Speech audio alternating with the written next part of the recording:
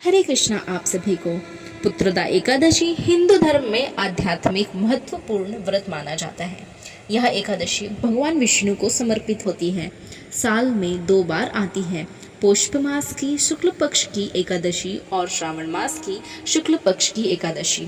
पुत्रदा एकादशी का महत्व विशेष रूप से संतान प्राप्ति और संतान की सुख समृद्धि के लिए किया जाता है।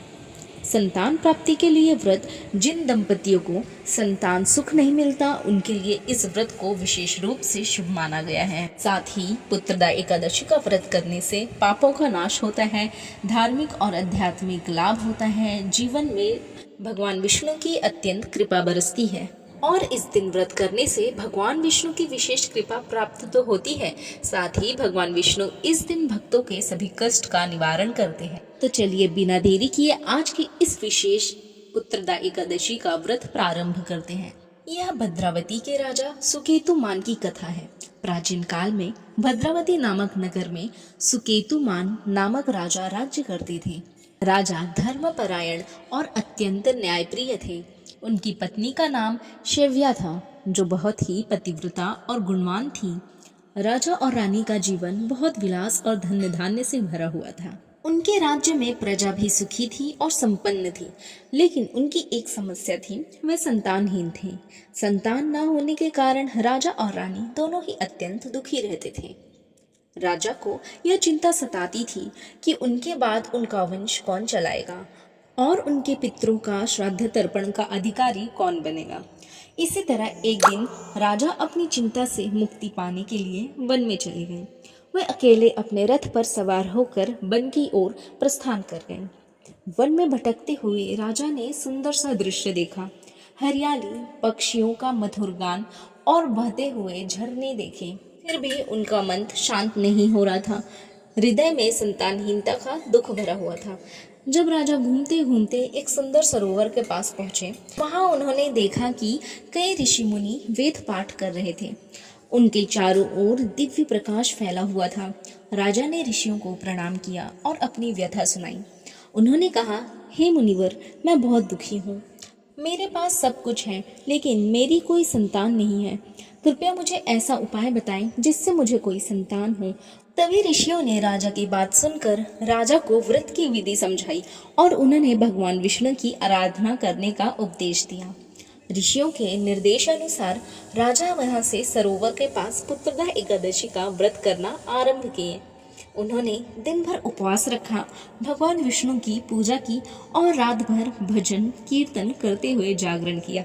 पूरे मनोयोग के साथ व्रत करने के बाद राजा ने भगवान विष्णु से प्रार्थना की, हे प्रभु, मुझ पर कृपा करें, मेरी प्रार्थना सुने और मुझे संतान का सुख प्रदान करें। भगवान विष्णु की कृपा अब होने लगी थी। राजा की भक्ति और समर्पण से भगवान विष्णु प्रसन्न हुए। उन्होंने राजा को दर्शन देकर कहा, हे राजन, तुम्हारी भक्ति, श्रद्धा और भक्ति से मैं बहुत प्रसन्न हूँ। मैं तुम्हारी मनोकामना पूर्ण करूँगा। शीघ्र ही तुम्हें पुत्र की प्राप्ति होगी। ऐसा भगवान विष्णु ने राजा को वरदान दिया। भगवान विष्णु से इस तरह का आशीर्वाद पाने के बाद राजा अपने महल लौट आए। कुछ समय बाद रानी शैव्या ने एक तेजस्वी पुत्र को जन्म दिया। वह पुत्र न केवल बलवान और बुद्धिमान था, बल्कि आगे चलकर एक महान शासक भी बना। इसी तरह जो कोई भी पुत्रदा एकादशी का व्रत रखता है, भगवान विष्णु उस पर प्रसन्न होकर सभी मनोकामनाएं पूर्ण करते हैं। पुत्रदा एकादशी व्रत विधि।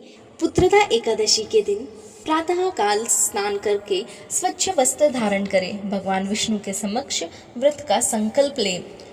पूजा के लिए तुलसी के पत्ते, चंदन, धूप, दीप, फल और फूल और पंचामृत का उपयोग करें। भगवान विष्णु की मूर्ति या तस्वीर पर गंगा जल छिड़के और उनका अभिषेक भी करें।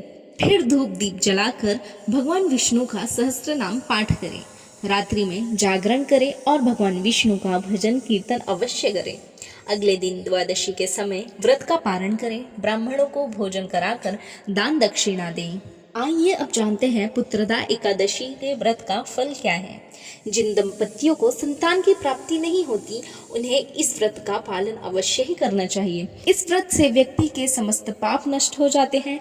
व्रत करने से परिवार में सुख, शांति और समृद्धि का आगमन होता है। व्रत से व्यक्ति को धर्म, अर्थ, काम और मोक्ष की प्राप्ति होती है। पुत्रदा एकादशी की कथा हमें यह सिखाती है कि सच्चे मन से की गई भक्ति और भगवान की आराधना से सभी इच्छाएं पूर्ण होती हैं।